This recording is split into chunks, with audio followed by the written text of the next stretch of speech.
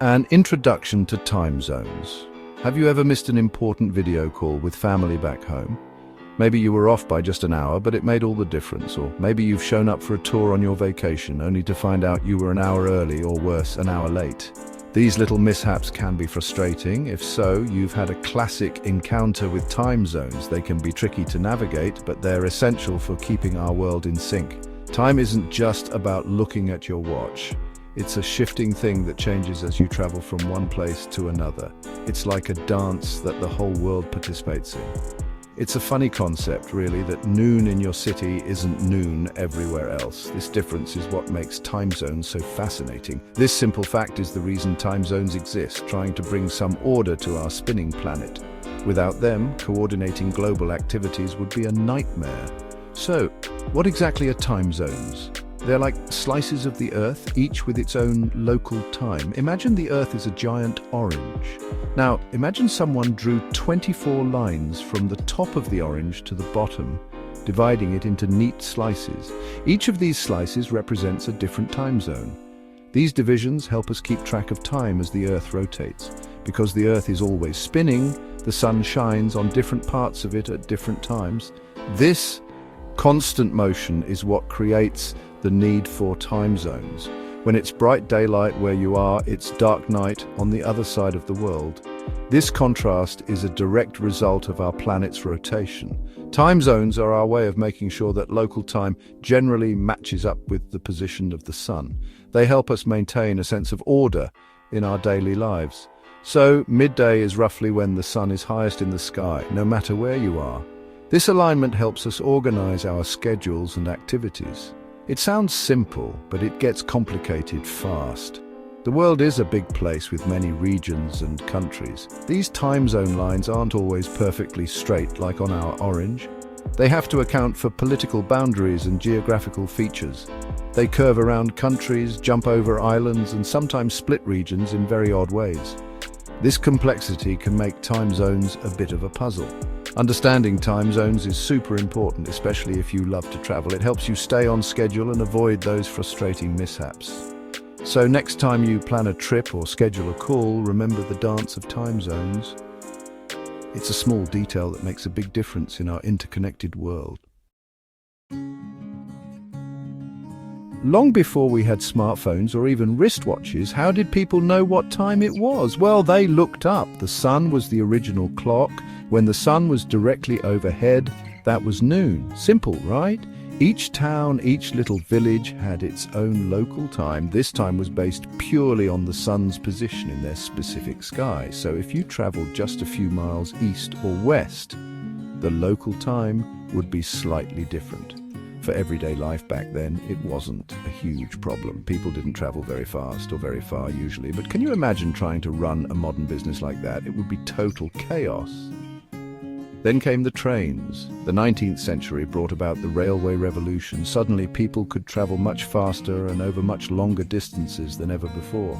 This was amazing, but it created a massive headache for the train companies. How do you create a reliable train schedule when every single town has its own unique time? A train leaving one town at noon might arrive in the next town when their noon was 10 minutes different. This growing problem led to some smart people thinking about a better way. One of the key figures was a Canadian railway planner and engineer named Sir Sandford Fleming. He was a big promoter of the idea of a worldwide standardized system of time.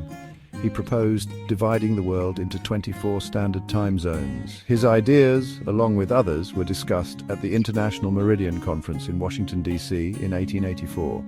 They decided that Greenwich, in London, England, would be the location of the prime meridian, the starting point for measuring longitude and also for global time. Greenwich Mean Time, GMT. Of course, changing how the entire world thought about time didn't happen overnight. It took a while for different countries to officially adopt these new standard time zones. By the early 20th century, most of the world was on board. The adoption of standardized time zones revolutionized not just travel but also communication and business, making the world more interconnected than ever before. Okay, let's talk about the big one for us, travelers' jet lag. It's that dreaded feeling that can turn an exciting trip into a groggy, disorienting experience. If you've ever flown across several time zones, you know what I'm talking about. The moment you step off the plane, you feel like you're in a different world. You arrive in a new exciting city, but your body feels like it's still back home, stuck in a completely different part of the day. It's like your mind is ready to explore, but your body just wants to sleep. You might feel super sleepy when it's lunchtime or wide awake in the middle of the night. This mismatch can make it hard to enjoy your trip.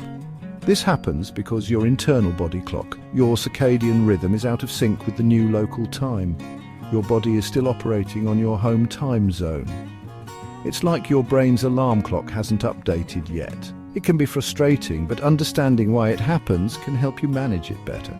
It can take a few days to adjust, and those first few days can be tough. You might find yourself reaching for extra cups of coffee just to stay awake. Beyond just feeling sleepy, time zones can be a real nightmare for planning your trips. Coordinating activities and making the most of your time becomes a challenge. Booking flights, especially ones with layovers in different countries, requires careful attention to arrival and departure times. A small oversight can lead to big problems. Are those times local, or are they in your home time zone? It's easy to get confused and make mistakes. A small mistake here can mean you miss a connecting flight or show up at your hotel a day early or late. This can throw off your entire travel itinerary. Communication with folks back home also gets tricky thanks to time zones. You have to juggle different time zones to stay in touch. You're excited to share news about your adventures, but you have to remember that when it's evening for you, it might be the middle of the night for your family or friends. This can make real-time communication difficult. Scheduling international meetings can feel like solving a complex math puzzle. You need to consider everyone's time zones to find a suitable time. You need to find a time that works for everyone across multiple zones. This can be particularly challenging for global teams. For jet lag, try to adjust your sleep schedule a bit, even before you leave. Gradually shifting your bedtime can help ease the transition. When you arrive, try to get on the local schedule as quickly as possible. Exposure to natural light and maintaining a regular routine can help reset your internal clock. Section 4. The world's wacky timekeepers, oddball time zones. You might think time zones are all nice and even, shifting by 1 full hour as you cross them. Well, think again. The world of time zones is full of strange exceptions. Some places decided that a 1-hour jump just wasn't for them. Instead, they opted for time zones offset by 30 minutes or even 45 minutes. A really big example is India, which uses Indian Standard Time, IST. It's UTC plus 5:30. This means when it's noon in London, which is UTC plus 0, it's 5:30 p.m. in India. Nepal is even quirkier at UTC plus 5:45. Then there are countries that are geographically enormous but decide to use only one single time zone. China is the most famous example of this. Despite spanning what would naturally be about 5 different time zones from west to east, the entire country officially operates on Beijing Standard Time, which is UTC plus 8. This is a political decision aimed at promoting national unity. But imagine what it's like in the far western parts of China, like Xinjiang. The sun might not rise until 10 a.m. Beijing time in the winter. And what about the International Dateline, IDL? This is where time zones get really mind-bending. When you cross this line, you jump forward or backward an entire day. Section 5, TikTok tidbits, fun facts about time zones. Did you know that Antarctica, that vast icy continent at the South Pole, is a bit of a time zone puzzle? Because all lines of longitude converge at the poles, it technically covers all time zones. Many research stations simply use the time zone of the country that operates them. For example, an American base might use New Zealand time if that's their main supply link, or even a US time zone. There's no single official time for the whole continent. Here's a great trivia question for you. Which country has the most time zones? You might guess Russia because it's so huge, or maybe the United States with its states like Hawaii and Alaska. But the surprising answer is France. Yes, France. While mainland France only uses one time zone, Central European time, it has many overseas territories scattered all around the globe. Think of places like French Polynesia in the Pacific, Guadeloupe in the Caribbean, or Reunion in the Indian Ocean. When you add up all these territories, France officially covers 12 different time zones. That's more than any other country. Let's talk about daylight saving time, or DST. This is the practice of setting clocks forward by an hour during the warmer months, so that daylight lasts longer into the evening. Section 6. Wrapping up time, final thoughts, and your next adventure. So, as we've seen, time zones are much more than just simple, boring lines drawn on a world map. They represent a really fascinating blend of precise science, human history, and sometimes tricky international politics. They are the invisible framework that helps our interconnected world stay somewhat synchronized. They can be a bit strange, a bit quirky, and sometimes downright confusing, but they are absolutely essential for everything from global trade to planning your next big trip. Understanding them even a little opens up a new layer of appreciation for how our planet works. For us travelers, dealing with time zones is just part of the grand adventure. Sure, jet lag can be a pain, and calculating time differences can make your head spin sometimes. But it's also a constant reminder that we are moving across a vast and incredibly diverse planet. Every time you adjust your watch, you're acknowledging that you've entered a different slice of the world's day. So, here's a little call to action for you. The next time you pack your bags and head off on an adventure, pay a little extra attention to the time zones you'll be crossing. It helps you navigate the world with a bit more ease and a lot more wonder.